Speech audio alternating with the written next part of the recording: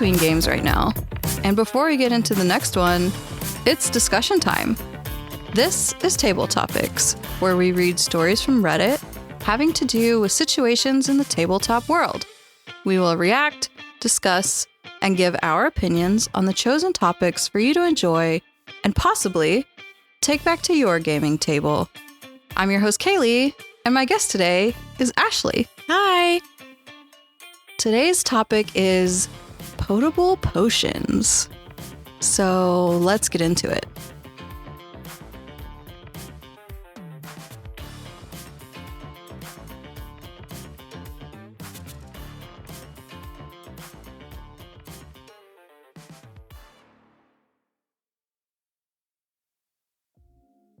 Hi, friends. Before we get into the episode, if you haven't noticed the title, we are going to be discussing alcohol today. If that happens to be a trigger for you, don't worry about it. We're going to discuss it in a very adult way, in a safe way, but if that's not for you, that's all right. We'll catch you next time.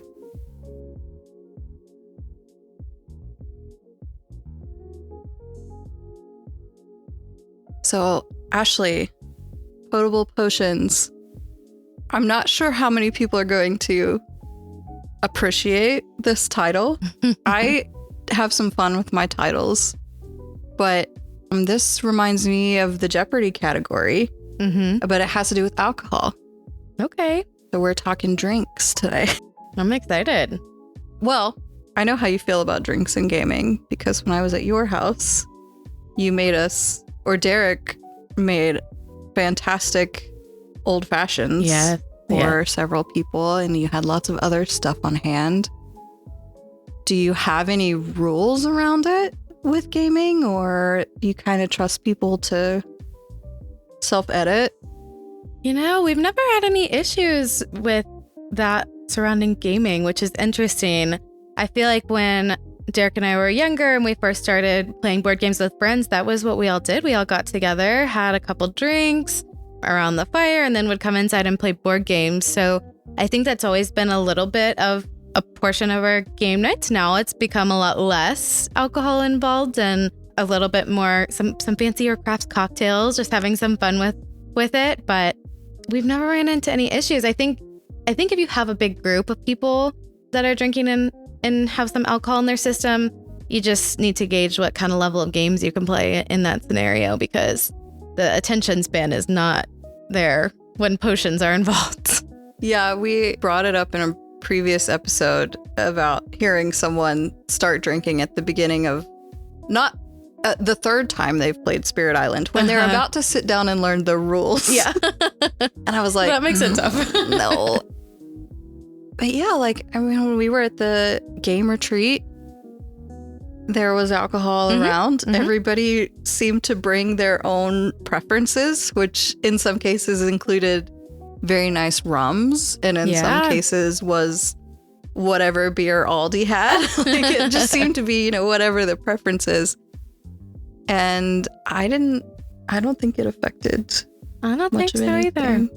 I think it depends. If people are in a social setting where they just want to hang out more than they want to actually play games, I think then it starts to be a little bit of a divide. Yeah.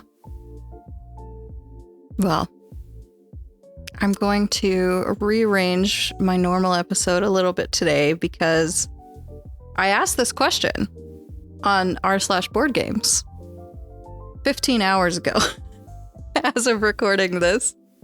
And I already have more than 50 responses. So exciting. So I think let's start with the discussion. Let's do it. And then we'll get into some stories, because these are the opinions of the community and these are their little short stories. So, and I'm not going to read all 50, but I'm going to pick some. I'm so curious. So I just asked the question, has alcohol enhanced or hindered your game nights? Do you have good examples of your group gaming slightly inebriated? Are there rules or guidelines you recommend? Or would you like to add to my list of nightmare stories? I'd like to share some advice from the community with my listeners. Oh, I bet there's going to be some good stuff. I'm excited. So they fell into a couple of different camps. And maybe I'll find them in the same camp, or maybe they'll be in whatever order.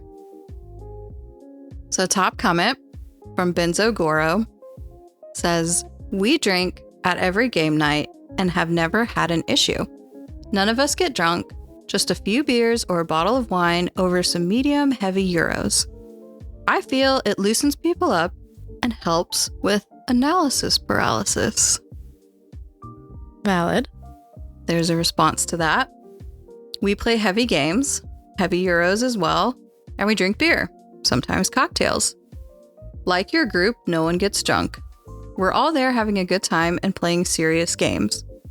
If a group has problems with people getting out of line, that's a people who are playing issue, not a drinking while playing issue. Which is good. Wait, are you saying euros as in like the food euros? No. So euros are things like Ticket to Ride. Oh. I was like, man, is that like a common board game night? What am I missing out on? It's a German style board game. Okay, that makes sense. So I think the term like meeple and the idea of meeples comes from euros, a couple different things. But I know for a fact Ticket to Ride is one of the examples. I mean, having euros at game night sounds good too, like the food. Yeah, I do it both ways. So this response from Jeffer Hind says, my monthly game nights are at the local German club. So beer. Yeah. And I like this one.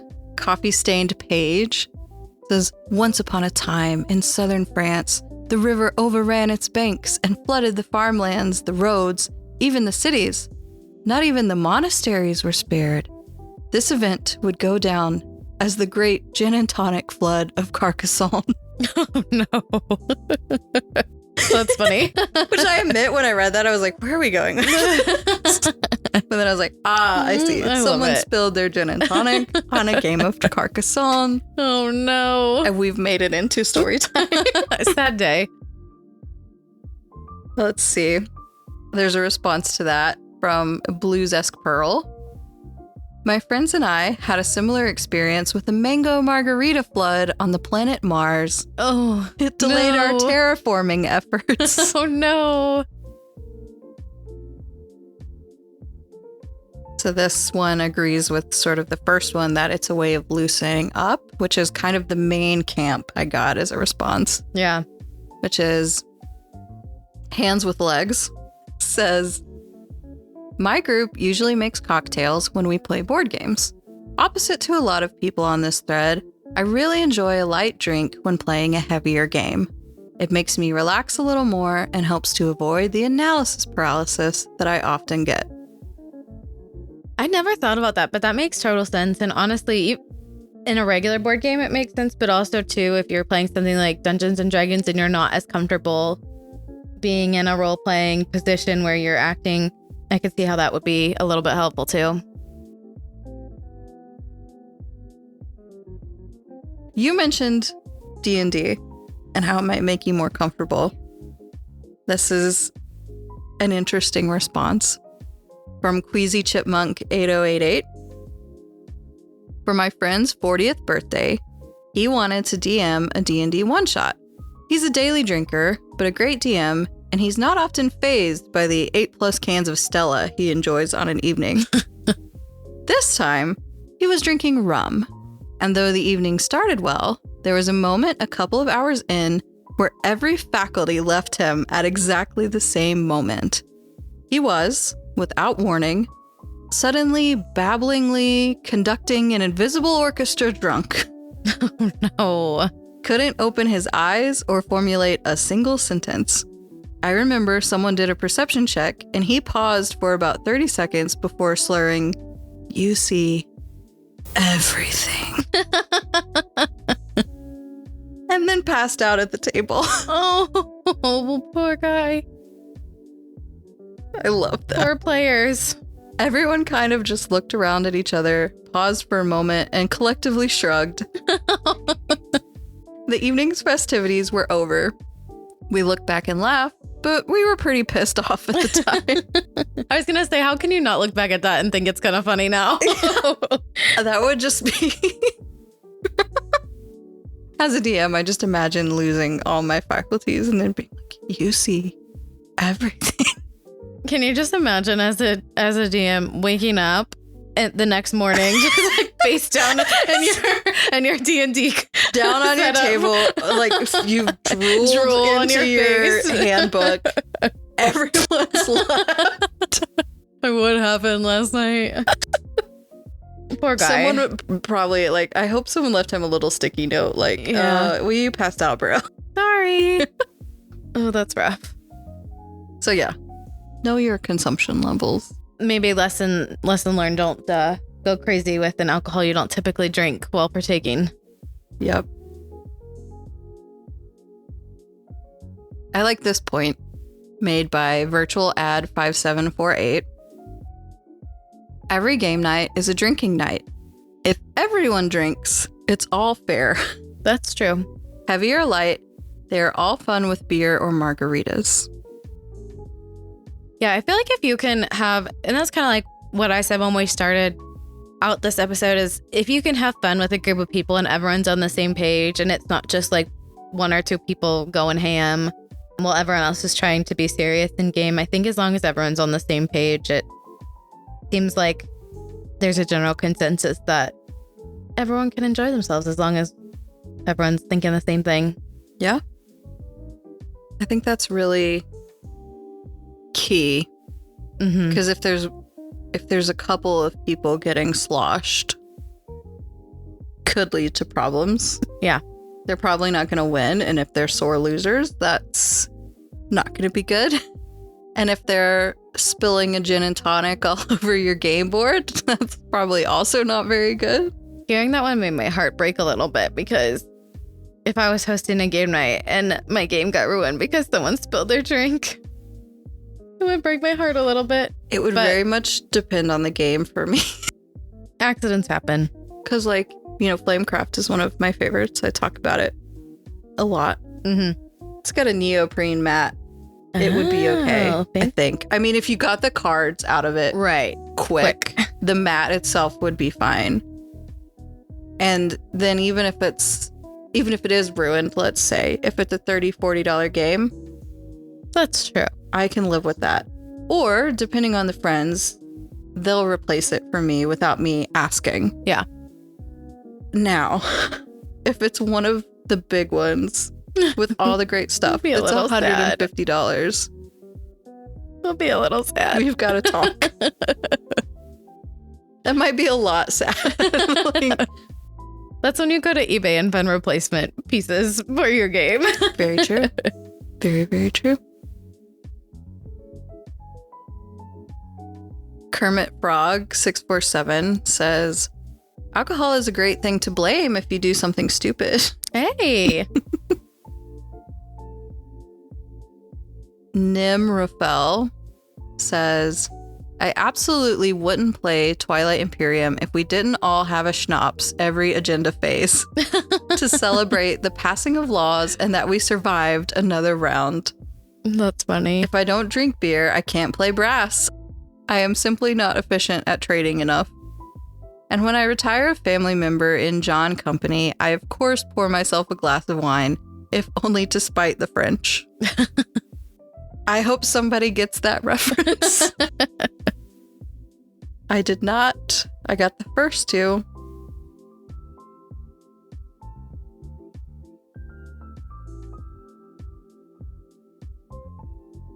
Short answer by Sao Tome-san. Your Honor, I can't recall. I plead the fifth. And then in parentheses, but seriously, I'm in the camp of being in groups, having one or two glasses of social lubrication with little issue. We're already a distractible bunch anyways, so it's not doing anything that wouldn't have happened with no drinking. Lamo Man says, I've only ever gamed with responsible drinkers. As a result, I don't really have any noteworthy stories of alcohol mixing with gaming. It just sort of is part of the game night sometimes.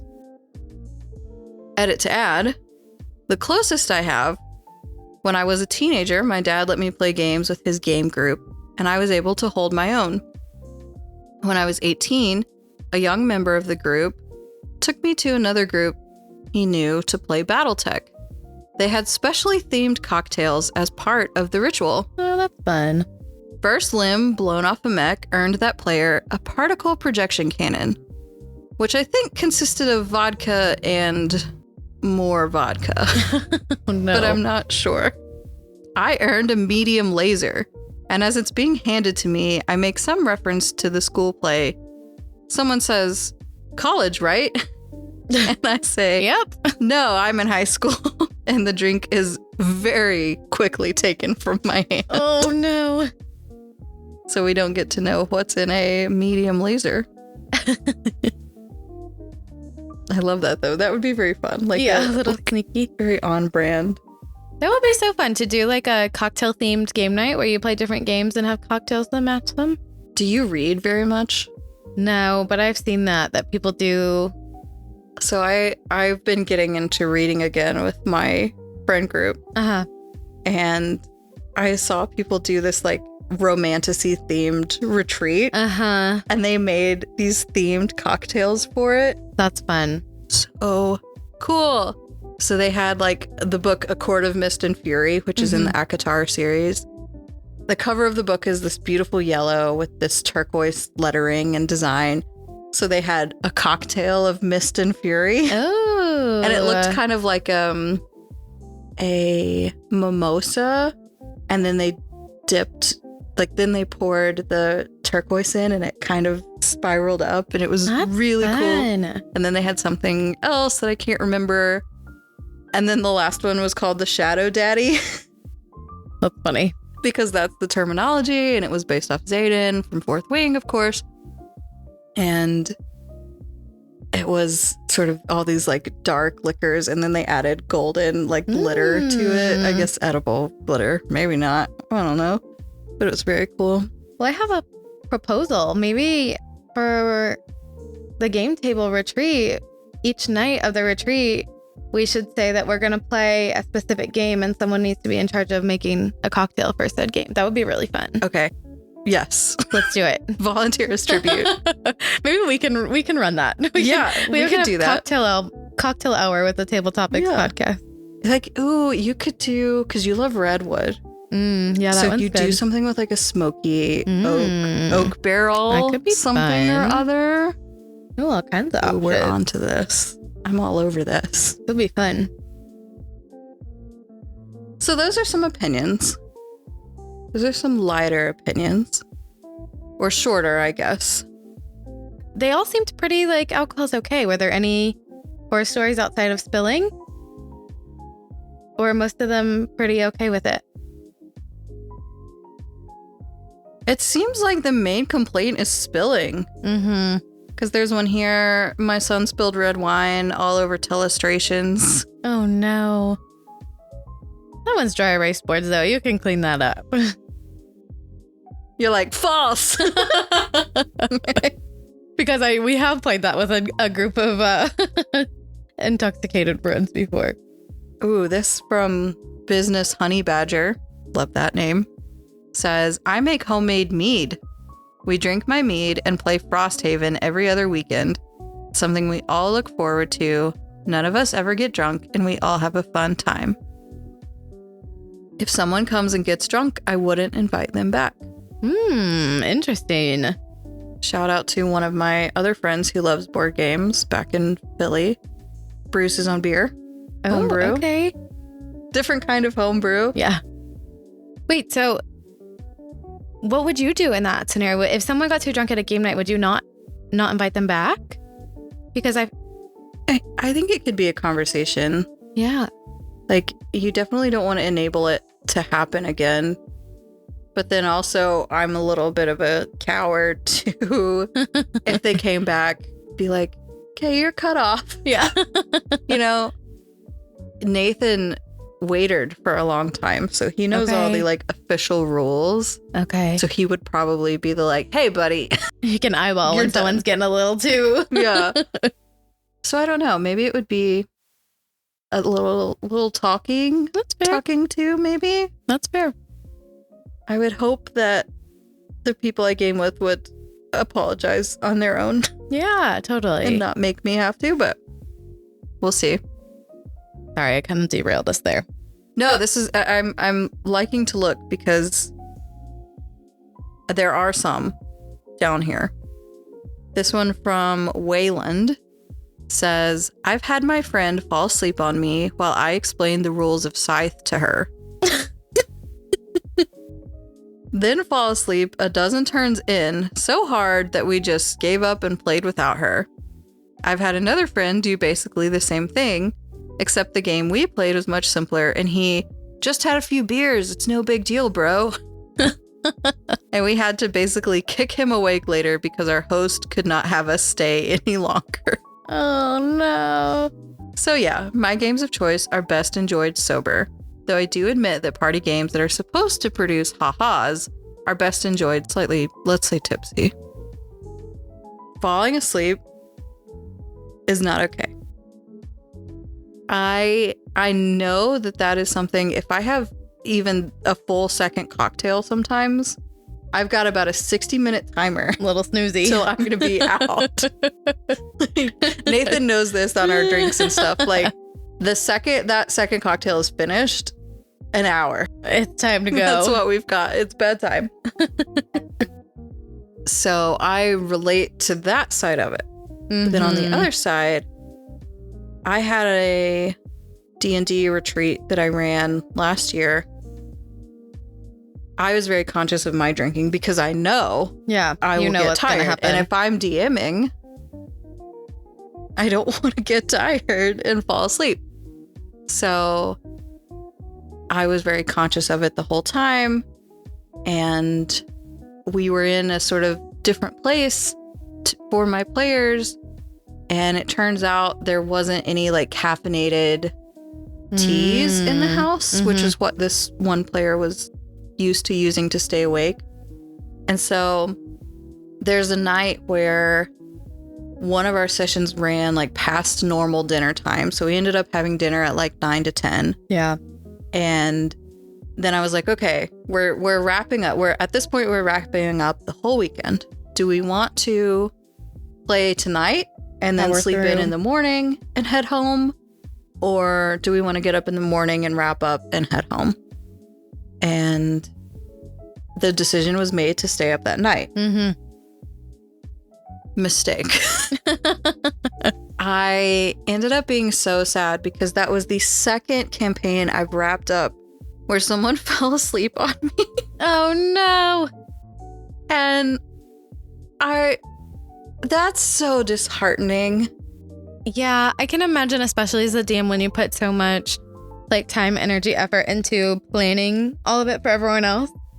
I totally get that would be really tough. And it's just like, you end up feeling like you're performing to a captive audience, which is never how you want D&D to feel. Yeah. You want people to participate because they want to participate. Like, I don't want to sit there and talk to myself. It might seem like it, but I don't.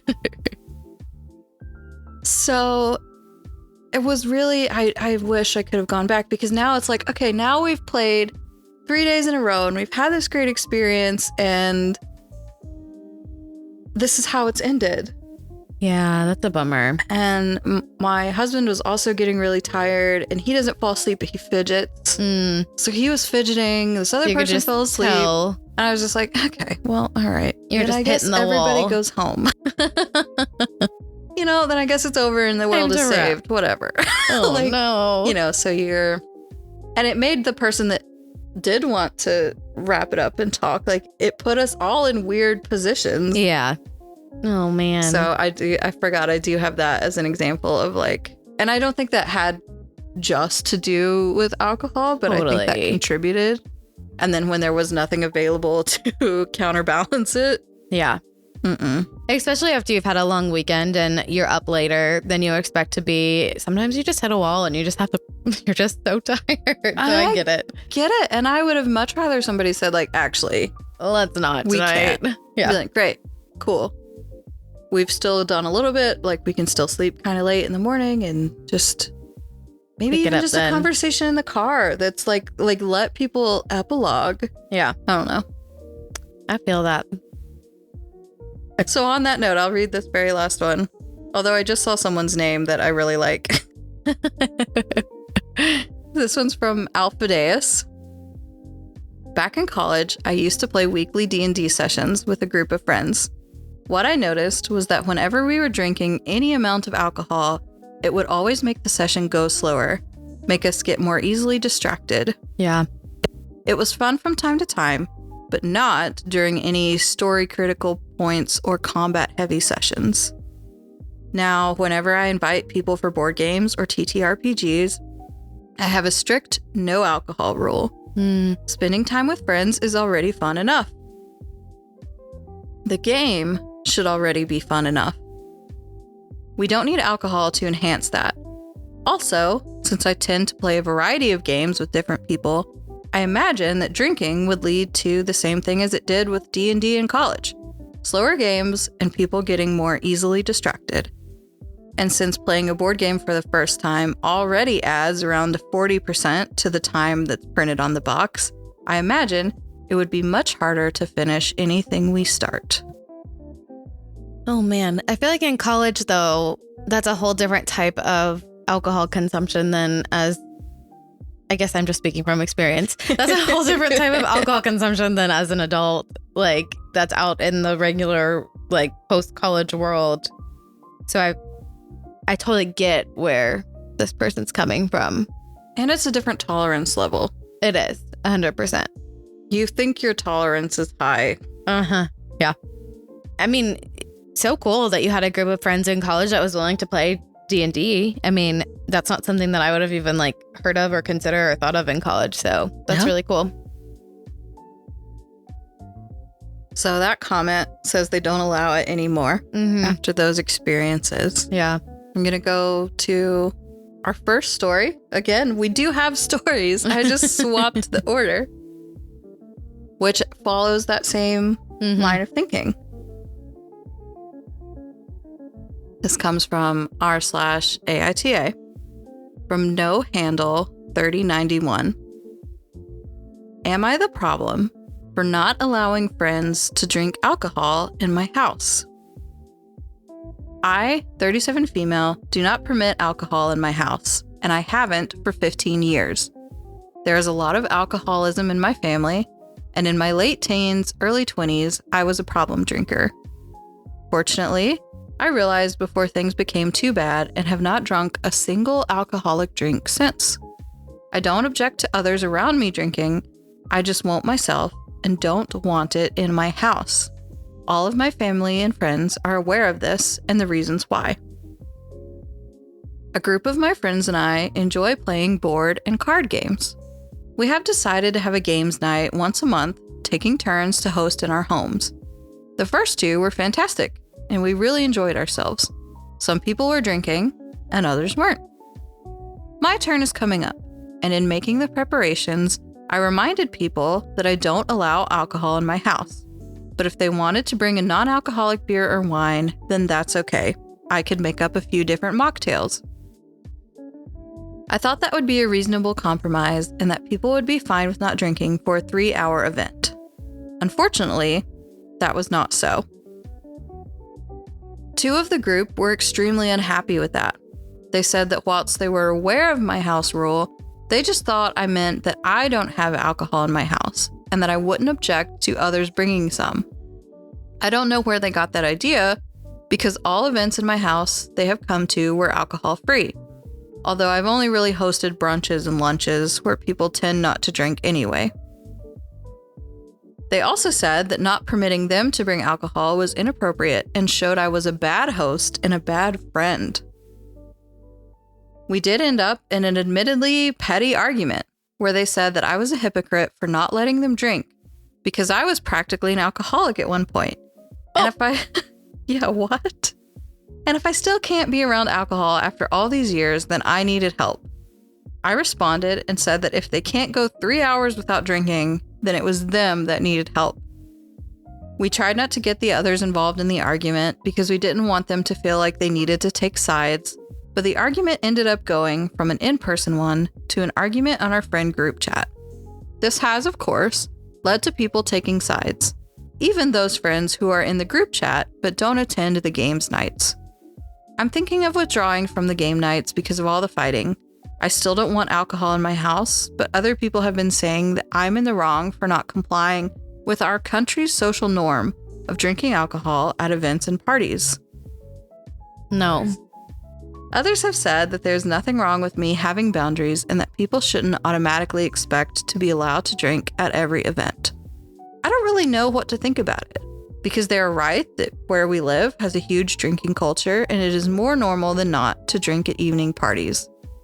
Am I the problem for not allowing people to drink alcohol in my house? No, period. I have so many thoughts on this. Like, no. Like, I have a little bit of alcoholism in my extended family, and my mom specifically has never drank a sip of alcohol in her life doesn't drink in her life because someone in her family was an alcoholic. And it's one of those things where if you know, and it sounds like these friends know that there's a history of alcoholism, especially not even just with that person, but even if you know it, they have alcoholism in their family, like you have to respect someone's boundaries. To me, that's not a very good friend. Like if alcoholism is a very serious thing, and I know I've been very like, bro, let's have a cocktail, let's hang out on this episode so far, but I think when people have serious boundaries like that, when it comes to things that are so serious, like you got to respect that. And especially the fact that she offered to make some fun mocktails and do stuff like that. I mean, there's also these days, there's other alternatives like THC beverages and things of that nature. But I do agree with her sentiment that to not respect it in one of the however many game nights they've had that she hosts to not have alcohol in her home, that's a little bit sad. I'm sorry, OP, that they're not respecting your boundaries in that manner. Yeah, I think the general rules that we talked about in the discussion do not apply here. No. Are superseded by what this person has gone through. Totally. And the arguments made by these friends are bogus. Yeah. It was already not a keen argument in my mind to say, well, it's the culture. Yeah. Okay. So what? But I mean, I think in general, the United States has a fairly strong drinking culture. I mean, Budweiser always has one of the biggest ads in the Super Bowl, and, you know, most people are fairly used to it. But it's also fairly common to have people say no. Right. For a variety of reasons, for health reasons, for exercise reasons, for gluten-free reasons. Like, I guess those are all technically health reasons, yeah.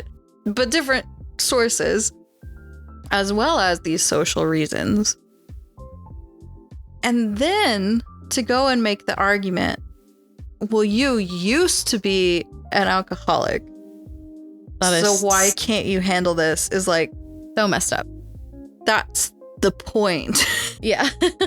The point is that I used to have an unhealthy relationship, so now I set the line so far back for myself. And that's why I said there's a little bit of a lack of respect there, because she's doing this so that she doesn't have a poor relationship with alcohol. Those are why she set these boundaries. And if a friend in your life doesn't respect that, then to me, they either lack a little bit of empathy or they're not a very good friend to you. Because clearly that's something that's important in your life, that you've set those boundaries, have been very strict on them, and they know your backstory. I think that's just a bummer. And this is such a weird fixation to me that this is not the first story I've read. In fact, this is a more tame story to some than I've seen on Reddit, where someone who has recovered is still like resented by people who knew them when they were different. an addict or an alcoholic or something like that. And that person that knew them during this time period can't get over it. Yeah, that's sad because you just want the people in your life to be happy for you for making healthier choices. Yeah. And they just end up behaving in this abhorrent way of like what this person is arguing. Like, what's your problem? You used to have a problem. So why are you? That's so makes my heart break every time I hear it. That's wild. So not cool. It's the same thing with people like saying there's also this trend. Sorry, I'm going to go all down the Reddit spiral now. There's also this trend of people wanting to boycott weddings if there's not going to be a bar. Yeah. Excuse me, what? Not that I encourage this, but like I've been to no alcohol weddings when I was younger with friends, and it's like, you know, if you have to pregame, do a little pregaming in the car before you go in. You know, but respect people's boundaries. Not that I encourage pre-gaming in the car because that's bad too. To an extent, to a healthy extent. Yeah, I mean, I had a dry wedding. I got married at a vineyard. Didn't have any wine. Oh man, I did not know that. Or that was because there was a recovering person in my family, and I didn't want to do that to them. So nobody got wine. And see, and that was your wedding and you were respecting that person's boundaries. And I feel like that's even on like a bigger scale because it's a wedding and like a marquee event in someone's life than even just like a game night that happens once every couple of months or once every couple weeks. This is just so wild to me. This person is just so 100% not in the wrong. I want to invite you to my game nights. Yeah, come to our game nights. We'll make mocktails. Well, but we'll make some fun drinks. She's even saying she's been to game nights where other people drink and it's fine. Yeah, it's just the boundary. She doesn't want it in her house. Her house. Which is totally understandable because then it's that breaking that barrier and that makes me sad. And even if you don't agree with it, my house, my rules. Totally. Back to our episode that we did on house rules. Yeah. The house rule for this game night is that you can't drink. That's the international agreed standard of my house, my rules. Yeah. I'll come to your game night. Yeah. The top comment from Gatina1 says the same thing we did. Totally not the problem. Your house, your rules. Mm-hmm. Anyone who doesn't like it can go pound sand. Your friends are problems for bringing up your past issues with alcohol. Yeah. You've dealt with them and know your limits. If they can't go for a few hours without it, they're the ones with the problem. Stand your ground. I think you need a few new friends. Man. Oh my gosh, there's so many responses under that. It seems to be a very hot button topic.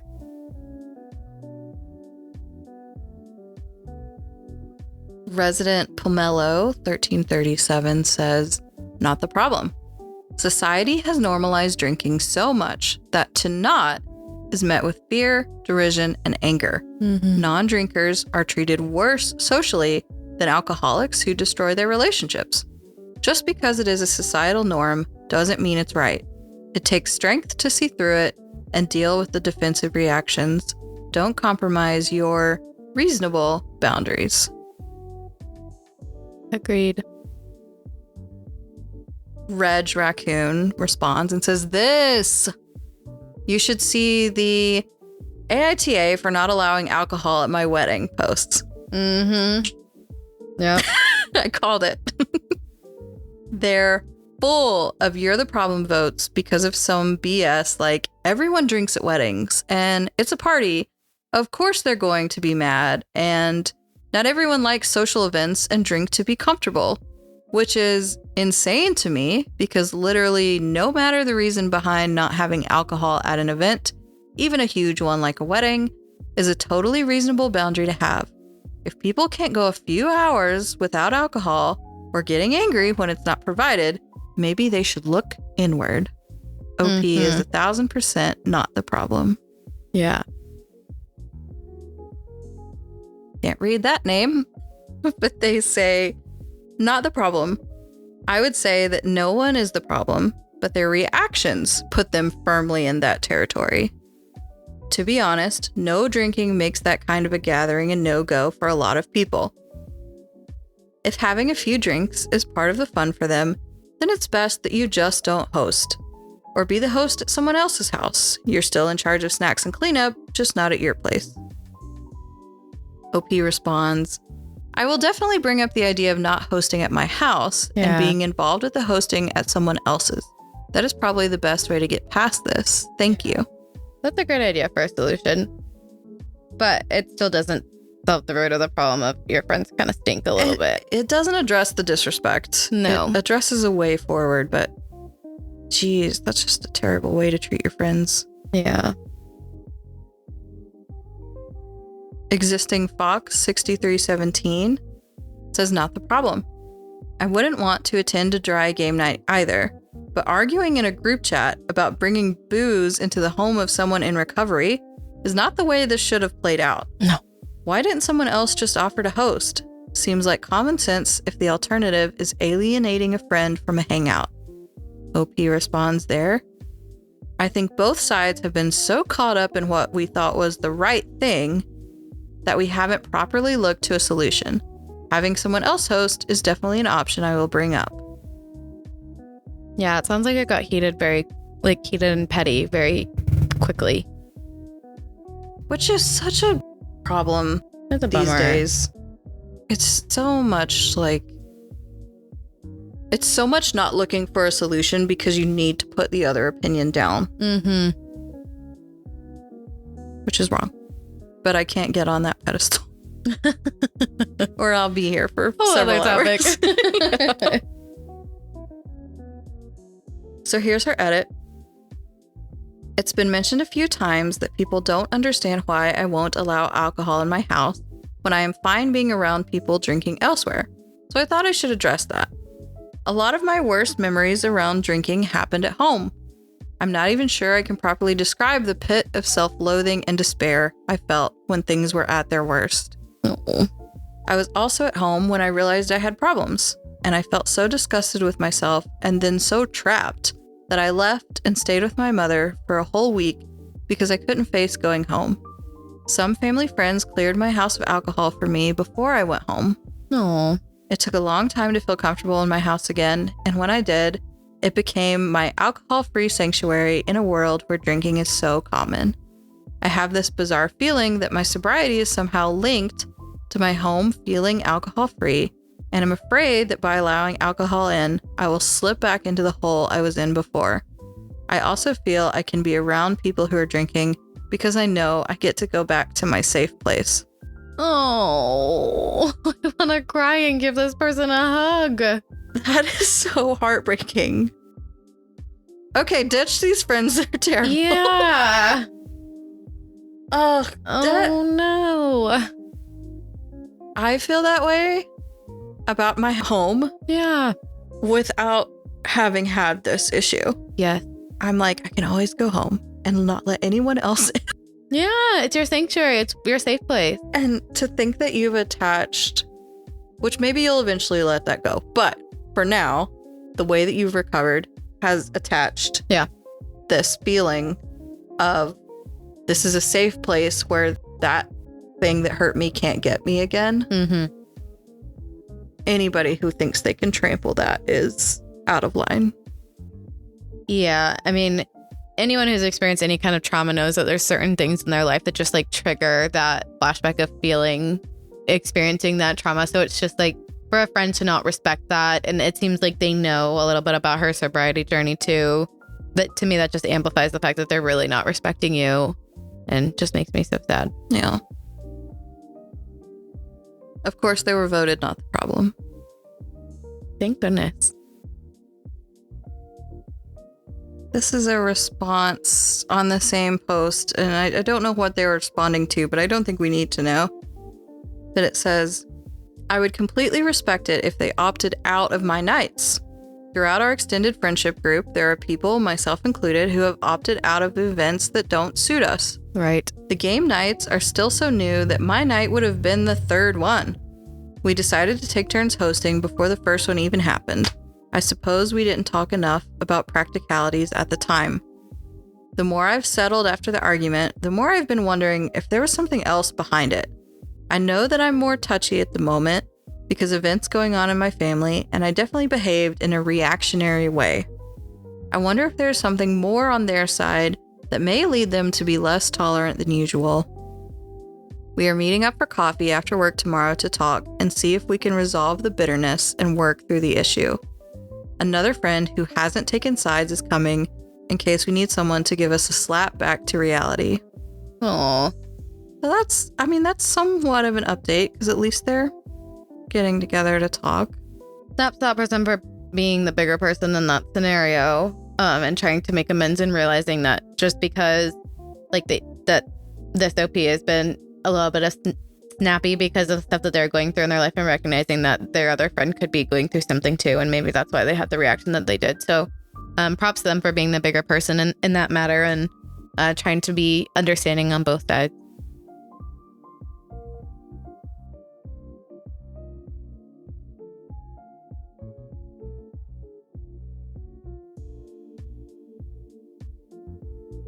So this is something that came up in, the discussion that we were having earlier, which is if your gameplay is affected, you have to either be cool with that or not continue drinking. That's kind of a you problem, I think, is the conclusion that we came to earlier. Yeah. So this next story is dealing with someone else not taking it as a you problem, taking it as a somebody else problem. So from r/AITA, from Stumbling Hunter. Oh, Stumbling Hunter. Okay. Well, they're not the stumbler. They're not the stumbler in this story. Am I the problem for ruining game night? So I, 33 male, was at my buddy's 36 male place, and we were playing the game of life with him and his girlfriend, 34. There eventually was an event where I landed on a space where I would pay him. However, we had been drinking and he didn't notice. Meanwhile, his girlfriend spun the wheel, initiating her turn. It wasn't until after she moved her piece that he noticed I didn't pay him. This then effectively ended the game because we were arguing about whether or not I was supposed to pay him. I thought that I didn't need to since he didn't notice. It's a rule specifically spelled out in Monopoly, and all my friends' family throughout real life have all adhered to it. If you're not paying attention, you lose. He kept saying that I should have paid him regardless because that's what the rules explicitly said. We argued about it for over an hour, but in the end decided to pack up the game and play some cards instead. It's been almost 2 weeks, and every time we hang out and have a few beers, it comes up. TLDR, if you're not paying attention to the game, do you still reap the benefits? The drama. I love how they couldn't come to a consensus. Yeah. This just escalated and they had to quit entirely the game of life. First of all, the game of life seems to be very problematic for a lot of people in some of our stories that we've read. It's true. This is at least the second story with the game of life. Yeah, the other one was where the person played a different gender and got married or something. Somehow it came up that they would cheat on their imaginary spouse for more money. Life problems. Life problem. I don't know. I kind of agree with the sentiment that like if they weren't paying attention, then it's kind of their fault. But in the same vein, granted, we're typically playing games that have a lot more rules to remember than life. But especially when Derek and I are just playing a game with one another by ourselves, if there's a ton of rules and one person happens to forget one on one turn, we'll typically remind each other, even if it involves me paying him begrudgingly. or vice versa, just out of like common courtesy, like, remember, that's a rule. I mean, there's definitely times where he and I recently played the Ticket to Red campaign, and he had a card that prevented him from getting an effect of something that was going on during the game, whereas I did not. So he could have very easily used that effect against me several times, but like, I'm not going to remind him that he could be using that against me. Like, why would I do that? But if it's something resulting in money, I would typically step in and be like, hey, I owe you this. Like, see, Nate and I would not. Cutthroat. We're so cutthroat. And like, I've played a lot of cribbage and like gin rummy and those types of things that have that element of like, if someone else didn't notice it, you can call it. Yeah. And I'm constantly paranoid that I've forgotten something. That's because true. Nathan and any of his siblings will absolutely not warn me. Gotta be on your toes. They will absolutely take credit for whatever it is. And I think I played cribbage before I hung out with his family, but I definitely play it much more with them. So like the first time that I missed, however many points, they're like, you, I got it.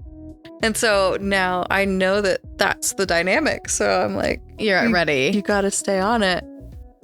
I think there's a lot of questions here, like, how many times have you played the game?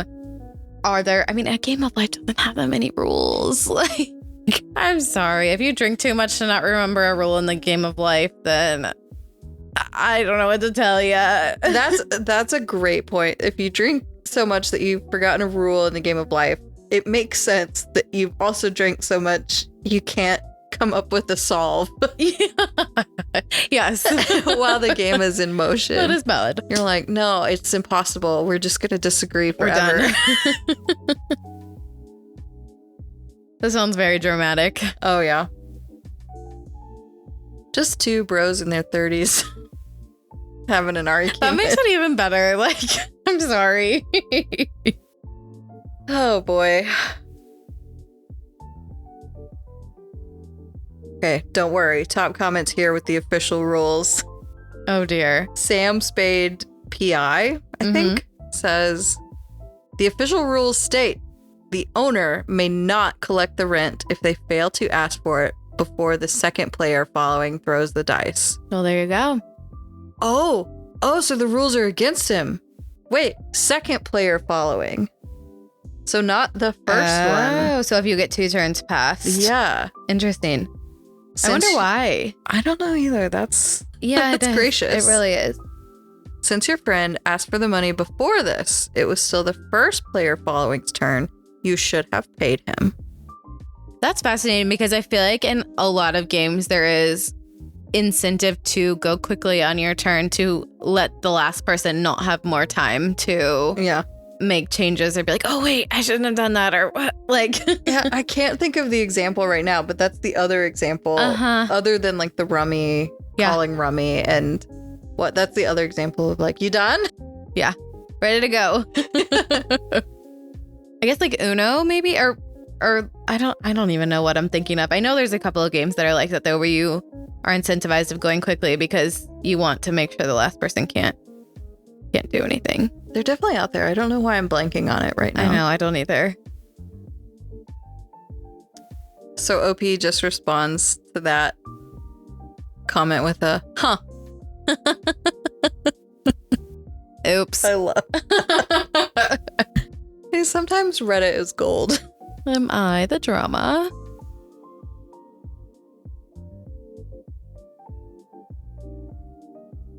A deleted account quotes him and says, he kept saying that I should have paid him regardless because that's what the rules explicitly said. If the rules explicitly said that, then yes, you are the problem. Yeah. Very interesting. Why didn't they just pull out the rulebook? Well, it sounds like someone did, and this person just went, no. Well, that's a little bit of a different story, I guess, because I guess I was under the assumption until you read that comment that maybe it wasn't clearly stated in the rule book what the rule was regarding lack of attention. You best believe when I'm playing a game, the rulebook is right next to me so that we can look up any questions. So his argument is, but the rules of Monopoly say... That's a different game, bro. This. And his friend was like, but these rules say you do pay me. So interesting. Last Manac says, you're the problem. You weren't playing Monopoly. You were... I love this petty fight. Yeah. You weren't playing Monopoly. You were playing an entirely different game with entirely different rules.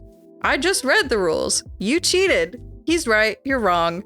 You owe your friend the next round and a fist bump. Sorry, bro. Really? OP responds and says, I'm gonna wait for a few hours and then send him this thread. Can we also, like, just remember the fact that this is two 30-year-old men arguing over the game of life? Like... Yes! That's why this podcast exists. To bring you stories of two men in their 30s arguing over the game of life. So, we did our discussion at the beginning. We don't have one at the end. What have we learned? Yeah, a couple of takeaways here. You're not used to drinking hard alcohol. Maybe don't drink hard alcohol. You'll wake up passed out on your table in your player's handbook. Maybe keep the cups away from the table if you're playing a fast-paced game. Or get one of those fancy game tables with the real cup holders. Yes. By the way, if any fancy game table creators want to send me something, hop right on that. Yeah, I'll be all over it. Yeah, I mean, those are the lighthearted ones, and then in all seriousness, respecting boundaries and just respecting what people have been through in their lives, and game night doesn't have to be so serious. Yeah, I think that point from way back, one of the submissions in the beginning, which is like, hanging out with your friends should be enough. Yeah. Either way. That's the point. It is. That's the point of things, is you're here to hang out with your friends. You're here to have fun. Games are supposed to be fun. Yeah, so if people have boundaries, respect them. If people, just no matter what you do, respect other people. Yeah. Why is that so hard? And if you're in your 30s, don't argue over the game of life. Don't argue over the game of life. Or if you do, please put it on Reddit so I can read it. Actually, no, argue over the game of life. Oh, geez.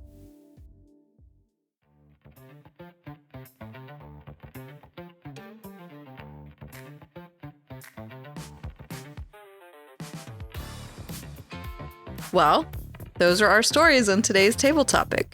Maybe you agree, maybe you disagree. Tell us about it. Maybe you have a story of your own you want to share. We'd love to bring it to the table. Check out our links in the show notes. Good luck on your next game, and we'll catch you again here on Table Topics.